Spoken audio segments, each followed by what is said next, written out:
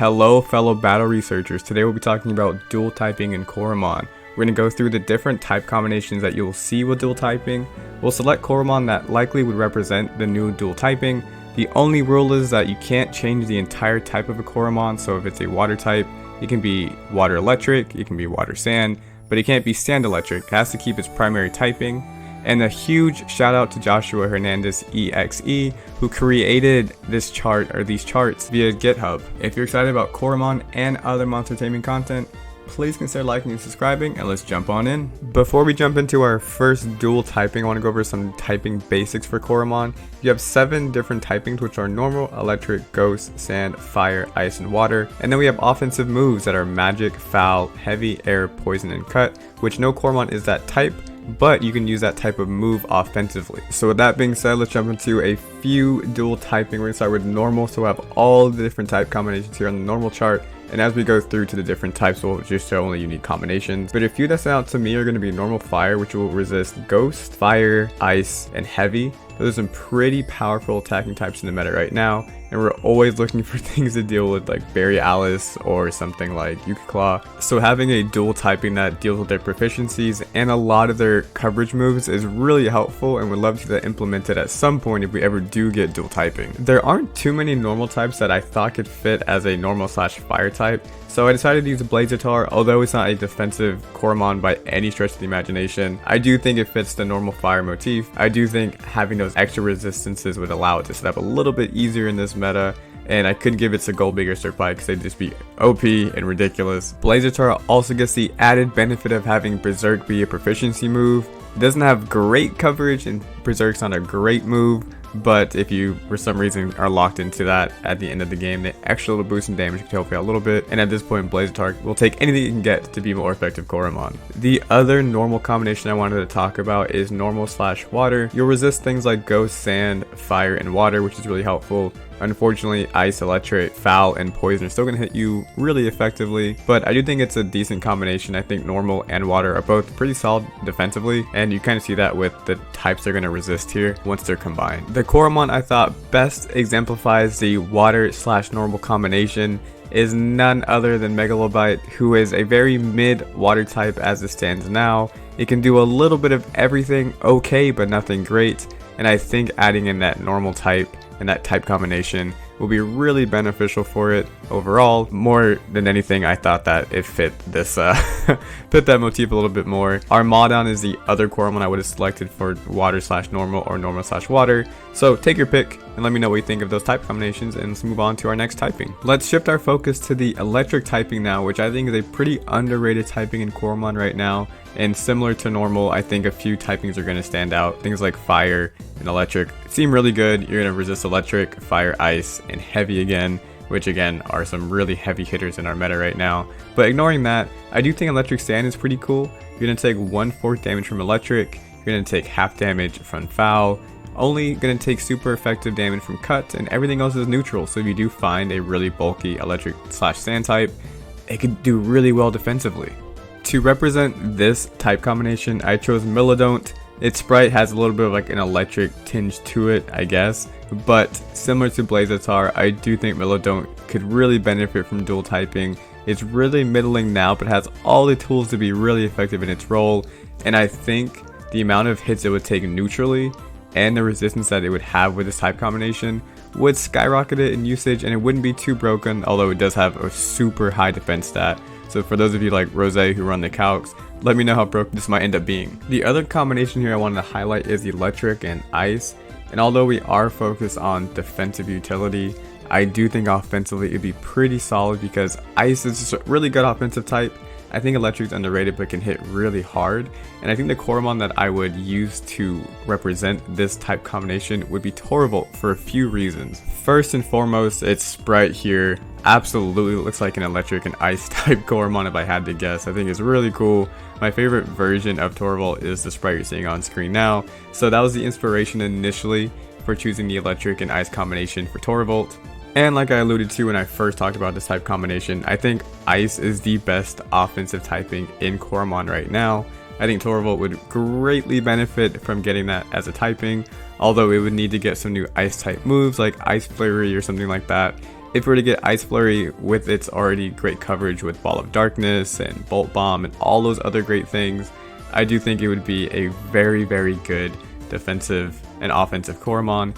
If you want to focus on a more defensive version of this, you could do Hountreon because it does have Menacing as one of its traits. Also, its regular standard sprite is that light blue with that yellow in there as well. So you could use Torvald, you could use Hountreon, but either one of them I would pick for my Ice and Electric type. Ideally not both though, because you do want to differentiate them at some point. But either way, can't go wrong. Let me know what you think in the comments. Let's talk about the Ghost type for Coromon and some combinations that stand out to me that look really cool, because I think Ghost in most games look cool in some kind of way. I think what I would look at here is something like Ghost and Ice, which is going to resist normal, ice, water, air, poison, and cut. So a lot of resistances there. You will get hit super effectively by Ghost, Fire, Magic, and Heavy, and not much you can do about that if you're a Ghost type, unfortunately. Although this Coromon does not need a buff in any sense, and most of our bulky Ghost types are doing really well except for Mudma, I would select Grim Mask as my Ghost/Ice type, mainly because of its design, mostly because its grin shoots ice water down my veins. Is one of the scariest monsters I've seen in pixel art. But this is who I'd select. I think it would really benefit from the added resistances, and because the Ice type is already such a great defensive typing, you're not adding on a bunch of weaknesses, so I think the bulky sets for this Coromon would work even better, and you get additional ice coverage, so I think this Coromon would really benefit from the Ghost and Ice dual combination. I don't think Perghast necessarily needs or benefits so much from Ghost Fire, but it's just so perfect that I had to mention it. It seems like it'd be the perfect dual typing for Perghast. I know a lot of people like that Coromon, so I just want to throw it out there. In terms of design, definitely recommend Ghost Fire for Perghast. As we move on to the Sand type, we're losing a lot of different unique combinations. The only ones that we haven't talked about for Sand are Sand Fire, Sand Ice, and Sand Water. We've talked about Ice a lot. It's a really good typing. Add it to anything and it becomes even better for the most part. But I do want to talk about Sand and Fire because I think one Coromon would really enjoy being that typing. I think it matches, and I think it really helps it defensively, which is a set that it doesn't run nearly as much as its offensive sets. This Coromon is none other than Chiraptor, my second favorite Sand type, and maybe one of in my top 5 for favorite Coromon. With this typing, it would resist Electric, Sand, Fire, Ice, Foul, and Heavy, and only will be taking extra damage from air. Unfortunately, it's going to drop to basically any water hit, but at this point it's already kind of in that boat because a lot of people are going to be running special type water moves anyway, so might as well just make it a for sure thing that you don't stand on water type. But with Chiraptor's defensive stats and natural bulk, I think it would be a really great Sand and Fire type user. Offensively, Sand and Fire don't complement each other too well. You're still going to be walled by water types. Basically, water types are just your nemesis if you were to have this dual typing. But I think its overall utility would be really great. I know there have been rumors of it getting some pivot moves or some entry hazards. So if it had this dual typing and those things, I think it would be one of the preeminent defensive Coromon in our meta.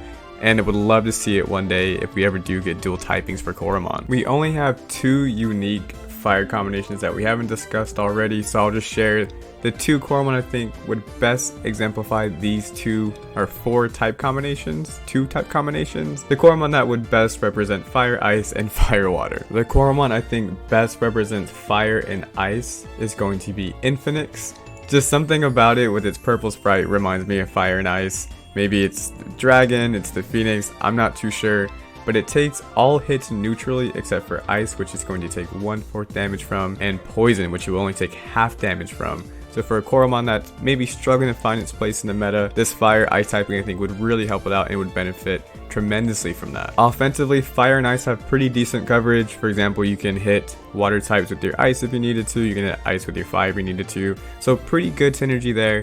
I would expect that these Coromon would keep their same coverage moves for the most part. So you would get entry, hazards, and hazard removal. And on that hazard removal, you get proficiency. So overall, I think a great benefit for this Coromon. And again, I do think that its purple sprite really fits that Fire Ice motif as well. For Water Fire, I thought Ashclops' design was the most indicative of that combination. And I do think defensively it helps out a little bit in that you're going to take a lot less from Fire. You're going to take a lot less from Sand as well. You'll take more from Foul and Electric because of that. But overall, I think it's a decent defensive typing. I think offensively, similar to Fire Ice, Fire Water complements each other pretty well, and Ashclops gets really good coverage as well. It's another middling fire type that really hasn't set itself apart in the meta yet, so getting this water typing would hopefully help with that a little bit. And again, design wise, I do think it's the most fitting for fire/water out of the fire types that we do have. And the last unique typing we haven't talked about is ice and water, and this should maybe come as no surprise that the Coromon that I would recommend, 1 for typing in terms of offense and defense, and 2 in terms of design for this combination is going to be Borealis, who is an absolute monster. It's going to take less from water type skills, but more importantly, I think offensively, water is going to complement ice really well. Things like Volroot coming in and take a lot more damage from Splatter if you're using that, but likely if you were a dual typing with water, you'd have even more powerful water type moves at your disposal, which with Borealis is super scary because it's already extremely hard to deal with.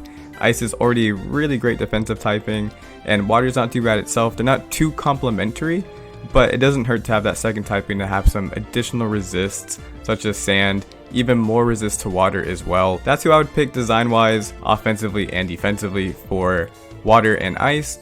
And let's jump into the water chart just to get a review of some of the different typing that we've seen and to highlight some other water type Coromon that I didn't highlight previously. So there are 3 Coromon that I think would fit really well with dual typing for water that we haven't discussed already.